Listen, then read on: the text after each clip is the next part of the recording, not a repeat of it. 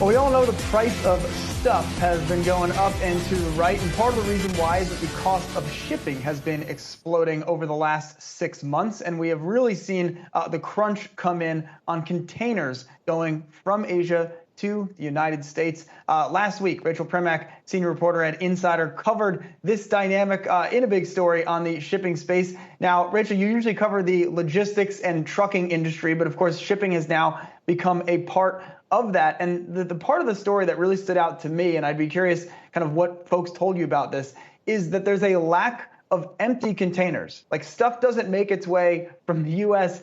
back to Asia. I mean, is it because there's just ships sitting outside the port of L.A.? I mean, what's really driving that problem?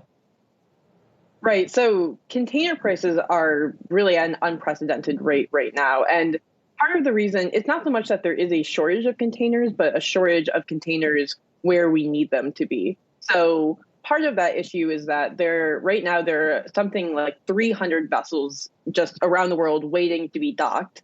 And those vessels are, of course, using valuable containers that we need to put our stuff in. So that's one reason why there is a, quote, container shortage right now.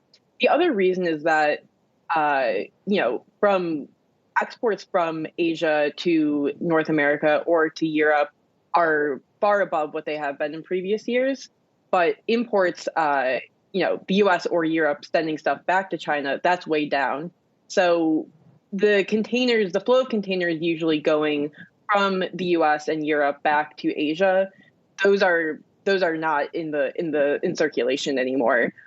So we have all this stuff, all of these products waiting to be put into containers and shipped out, but there's nothing to put them in right now.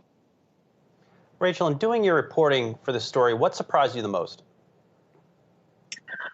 So one thing that actually did quite surprise me is that the fact that the world's largest shipping companies, think about Maersk or Hapag-Lloyd, they're really killing it right now. So even though global supply chains are in such a crisis, it's actually a good point for Maersk and its allies in the all these top shippers.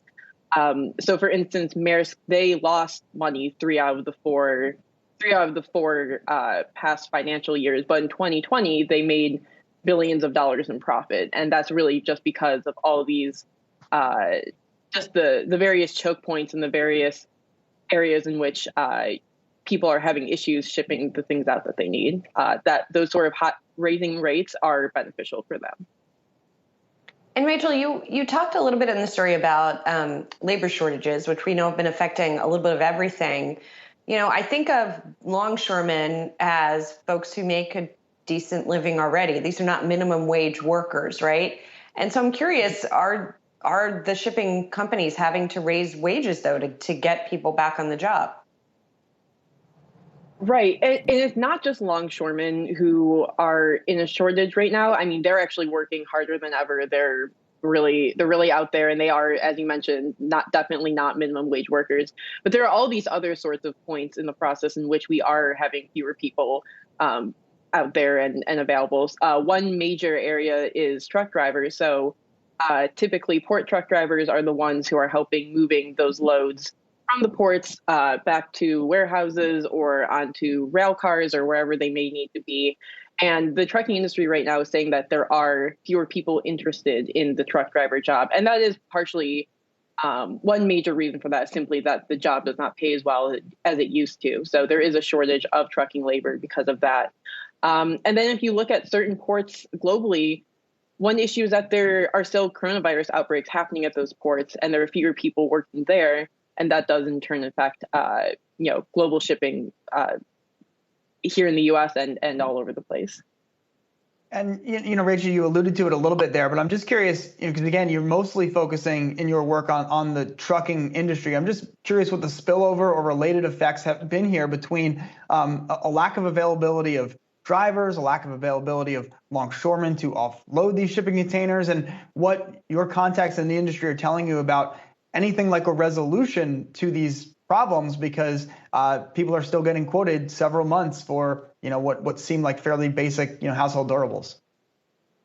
Right. So unfortunately for consumers, it seems that it won't be until early next year that these problems are resolved. This could also have pretty major implications for the Christmas shopping season.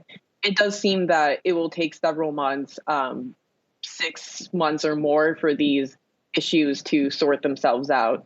One prediction I've heard is probably Q1 of 2022, because that is when manufacturing slows down anyways for the Chinese New Year. So January or February of 2022 is hopefully when this crisis will resolve itself. But until then, experts are saying that shipping container prices are only going up from here.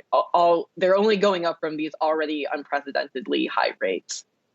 All right, there you go. Good news for consumers everywhere. The price of shipping stuff is not going down anytime soon. All right, Rachel Premack, reporter over at Insider. Rachel, thanks so much for jumping on this morning.